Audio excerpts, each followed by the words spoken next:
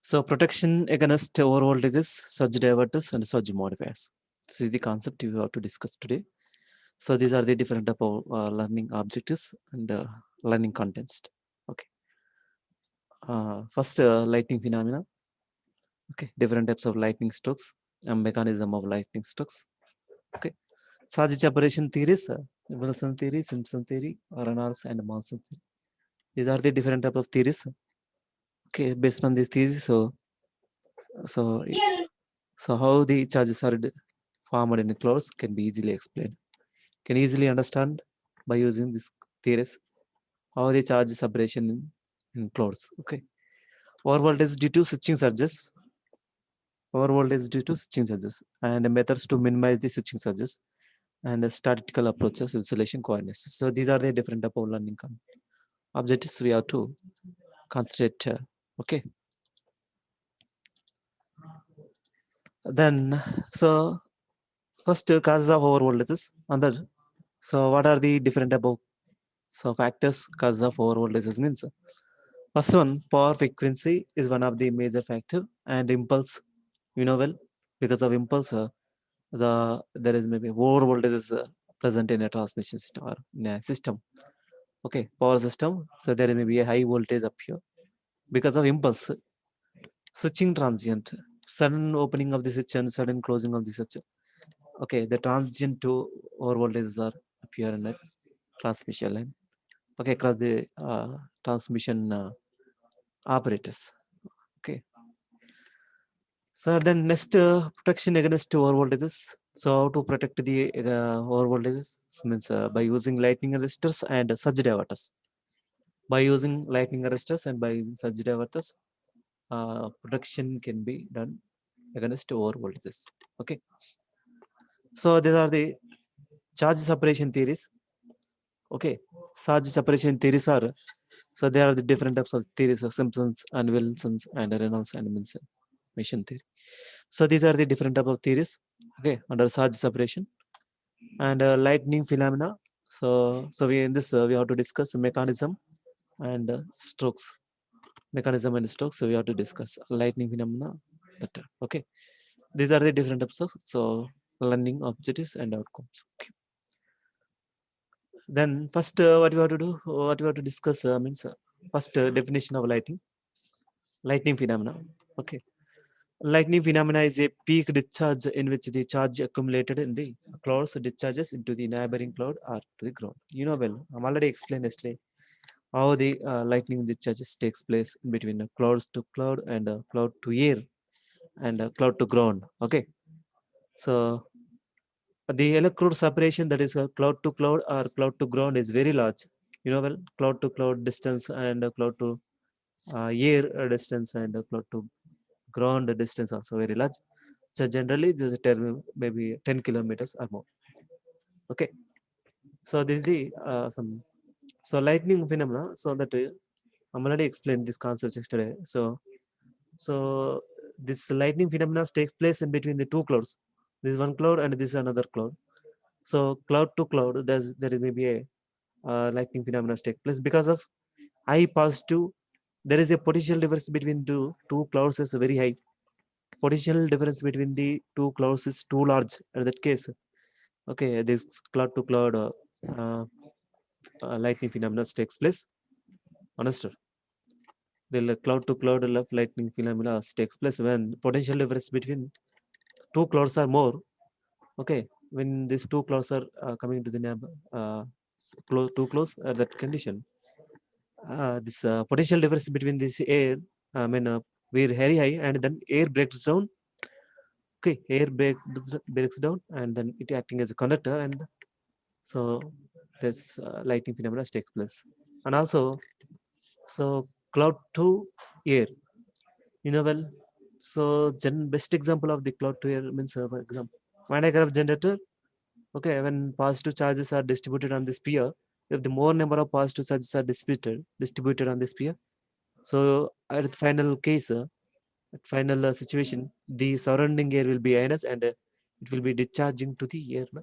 Same also here also, the positive charges are formed when positive charges are formed on cloud. the positive charges are trying to discharge into the air. The surrounding air will be ionized and it will be acting as a like conductor. So this is called like a step leader and a dot leader. Okay. So these are the different subs of lightning phenomena. I'm already explained yesterday step leader and dot leader based on that concept. So this is the just like a this similar to that streamer concept, treeing and tracking concept, same as here also. Okay, same as that concept here. So yeah, so this is called cloud to ground, and within the cloud, the lighting phenomena takes place within the cloud, and cloud to cloud and cloud to air. These are the different also. Okay, so, lightning phenomena, and in the majority of the storm clouds, there is also localized positively charges in the region near the base of the cloud where the temperature is 0 degrees Celsius. You know, well, they are the theories, Simpson's theory, Reynolds and Wilson theory. Okay. And next, switching phenomena. Overworld is due to switching operations. So next concept is switching phenomena. Switching phenomena. Okay, switching phenomena. Overworld is due to switching operations. So that energization of line and load rejection can also cause the damage of power systems operators. Understood? Energization of the line and load rejection can also cause the damage of the power system. That means the load rejection means suddenly we removing the load. Okay. Energization of the line and load rejection can also be damage to the power system operators. Suddenly removing the load means high voltage appear across the equipments of the power system. Okay. High voltage is present on the insulators. Okay. Equipments. So that's why there may be a damage in the power systems. Okay. Operators. For system which voltage above 300 kV, switching surges is more prominent. Okay. For if the system is operating about 300 kV, the switching surges are more prominent. Okay, for that systems are the very high voltage above 300 kilovolts is present across the devices. So the devices are cannot withstand that much voltage. There may be damage to the system. Okay. Next, surge resistors protect the operators from this high switching over voltage. Okay, surge resistors. How to protect these over voltages means the surge resistors. Okay, by using surge resistors, it is possible to protect this system. Okay. And then power frequency over voltages in power system. This is called switching phenomena. Over voltage due to switching operations. Because of switching operations, the high voltage appear across the devices. Okay, that can be protected by using surge resistors. And then power frequency over voltages in a power system means these are the different type of causes of power frequency over voltages. Okay, the main causes for power frequency and its harmonic voltages are: first one, sudden loss of loads. Okay, sudden loss of loads, there may be a reducing or increasing the frequency in a power system. If the load is decreasing, there may be a possibility of increasing the frequency in the system. If the load is increasing, there may be a possibility of decreasing the frequency. So because of that, there is a instability in the system. Okay, sudden loss of the loads. If the number of loads are increasing in the power system, the frequency of the system is maybe decreasing. So when the frequency is decreasing, so it is these different loads are synchronizing. That may be a loss the synchronization possible in a power system. Okay, one system another system is a must be under synchronizing condition only, then only possible to transmit the power from one place to another place. If the frequency is not matching, it is not possible to transmit the power. Okay, frequency one of the important factor to transmit the power. Okay, so that means that is depending on loads. If the number of loads are increasing in a power system, suddenly there may be a possibility of decreasing the frequency. Okay, if the number of loads are decreasing suddenly, it means there may be a possibility of increasing the frequency. So these are the disturbances. Okay, in your post. So disconnection of the inductive loads also. Inductive loads. So majorly, so our system is operating with inductive loads only. So there may be a possibility of decreasing or increasing the frequency by disconnection of the inductive loads and connection of the capacitive loads also. And Ferranti effect, you know well, Ferranti effect. So Ferranti effect means the receiving end voltage is greater than that of the sending end voltage. Okay. So because of this also there is a changes in power frequency of system. Okay. Unsymmetrical faults. So these are the different type of faults. Because of that faults, the frequency of the system changes and okay. Saturation in transformer, etc. These are the different type of causes in power system. Okay. Next, overvoltage due to switching surges and that system faults and other abnormal conditions. Overvoltage due to switching surges, system faults and other abnormal conditions, and that origin of switching surges. So these are the different type of origin of switching surges. First one, de-energizing of transmission line. De-energizing of the transmission line cause the switching surges and cables, shunt capacitors, banks. Okay. De-energizing the transmission lines and cables and shunt capacitors banks. These are the different causes to the switching surges. Okay. And also disconnection of the unloaded transformers, reactors, etc. Okay. Next, energization of or recluses of lines and reactive loads. Okay. This is also caused the origin of the switching surges. And such a sudden switching of the loads and short circuits of and the fault clearances and the resonance phenomena like ferro resonance and arcing also. They are all the concepts I think you know well. Okay. Next, switching over voltages and extra high voltage and ultra high voltage systems. Okay, this is the concept under switching over voltages in extra high voltages, EHV and UHV systems. Extra high voltage and ultra high voltage system. Over voltages are generated in extra high voltage systems when there sudden release of internal energy stored in electrostatic form. You know well, electrostatic form is nothing but capacitance, and electromagnetic form is called inductance. Over voltages are generated in extra high voltage system when there are sudden release in internal energy, the form electrostatic form. You know well, transmission lines are operated at very high voltages. There is a capacitance effect will be there in between ground and the transmission line. So that is called electrostatic form. And also the transmission line, some inductance effect is also there, returner. So that is called electromagnetic form inductance. Okay. Different situations under this happens are first interruption of low inductive load, inductive currents by high speed circuit breakers. Interruption of low inductive currents, that is called current chapping. You know, this current chapping phenomenon in power system by high speed circuit breakers. Okay. Next, interruption of small capacitive currents, switching of unloaded lines, etc. These are the okay situation. Under situations, so we'll get this type of switching over voltages. Ferro resonance condition may occur when the poles of the circuit breaker do not close simultaneously. Okay, ferro resonance condition may occur when the poles of the circuit breaker do not close simultaneously. Okay, so that means there is a disturbance. So there are different type of phases, R, Y, P, B, C. So closed in a different manner. Okay, so in that case, the ferro resonance condition may occur. Okay. Next, methods of protection against lightnings. There are the three different types of methods. Are okay. So protection against lightnings. First one, overhead earth wire. You know well this overhead earth wire and lightning arresters and surge diverters and rad gap arresters and horn gap arresters. These are the three simple protecting devices to protect the uh, against lightning. Okay, first one overhead earth wire, lightning arresters and surge diverters, and rod gap arresters and horn gap arresters. So these are the simple techniques to protect the protection against light. So protection from over voltages. So that the current at the substation is about 10 to 20 kiloamps because of the impedance involved in the circuit.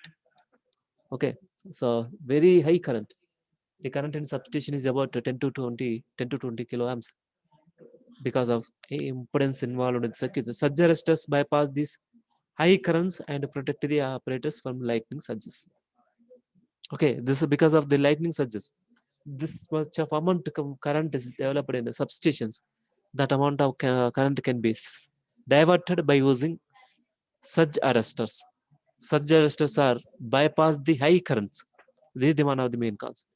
Such resistors, when high voltage appear on a transmission line or substation because of lightning phenomena, so that this much of amount can be diverted by using such resistors, bypass these high currents and protect our apparatus from lightning surges. Okay, this is the one of the important causes.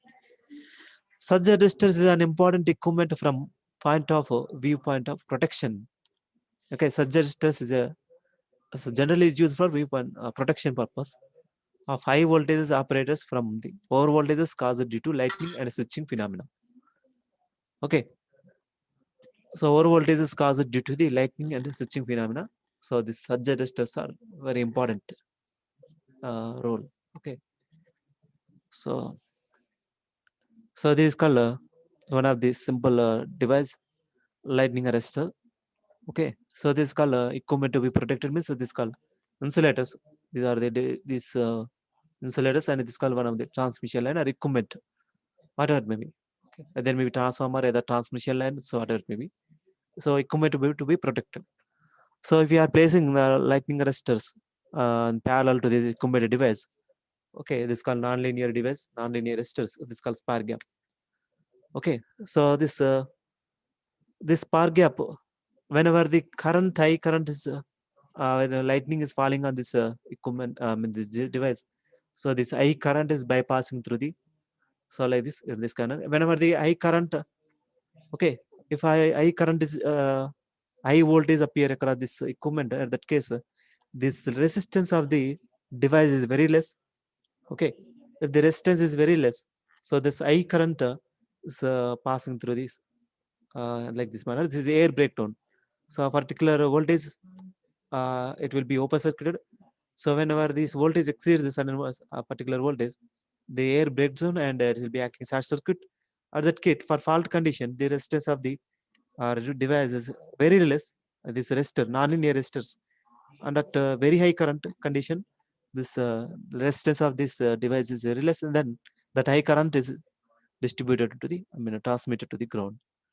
Under normal condition, the resistance of the this resistor is very high, and also it acting as an open circuit. Okay, under normal condition, this will be operated normal, but under fault condition, so this resistance will become very less, and then spark will be takes place, and high current is passing to the ground. So this way, this is protected. Under normal operation, the lightning arrestors is off the line.